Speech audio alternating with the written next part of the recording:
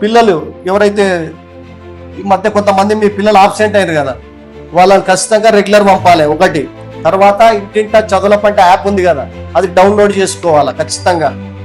తర్వాత మీరు పిల్లలు రోజు సాయంత్రం చదివిస్తారు కదా, మాకు ఫోటో పెట్టాలి, సార్ ఫోటో ఇస్తాడు.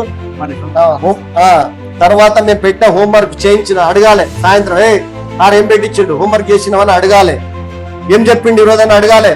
మీరు తప్పేం లేదు, అడగాలి. అడుగుతుంటే ఉంటది. ఇది అంశాలు అట్లా ఇవి మీరు ఎల్లప్పుడు రండి. ఇట్లానే నెక్స్ట్ కూడా మళ్ళా వచ్చే నెల కూడా మీటింగ్ ఉంటుంది, మేము చెప్తాం. ఈరోజు ముందే ఈరోజు పంపినాం కదా మీకు ఆహ్వానం పంపుతాము.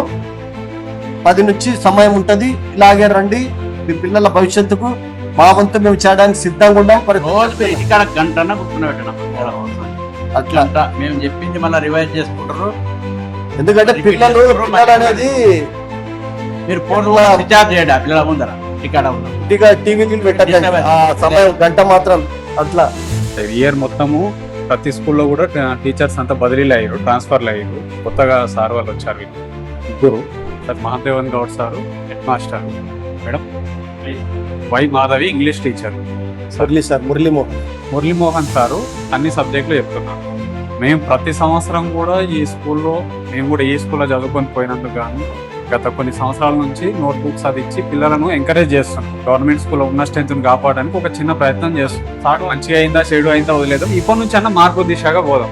కొత్త రూల్స్ చెప్తున్నారు. ప్రతి నెల పేరెంట్స్ మీటింగ్ ఉంటుంది, ఖచ్చితంగా రావాలి. 2 నెలలు ఒకసారి వస్తాం, నెలల 3వ శనివారం వస్తాము.